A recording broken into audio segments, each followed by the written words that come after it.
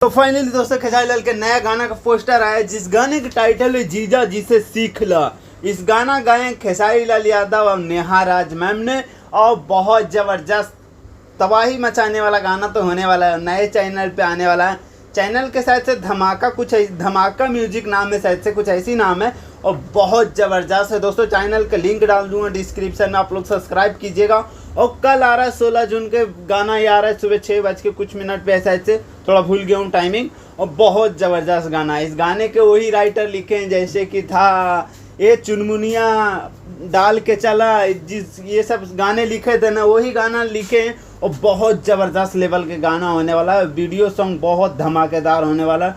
और देखते हैं कल आने वाला सूरज, देखते हैं मैं बोल रहा हूँ। और क्या हैवी लेवल के गाना हो, नए चैनल से आ रहे तो आप लोग को थोड़ा फैनगिरी ज़्यादा दिखाने पड़ेगा, आप लोग को पावर दिखाने पड़ेगा। खेसारी लाल यादव के पावर क्या होता है। इस गाने को कम से कम 1 घंटे मैंने 5-6 लाख पहुंचाना आप लोग की जिम्मेदारी है।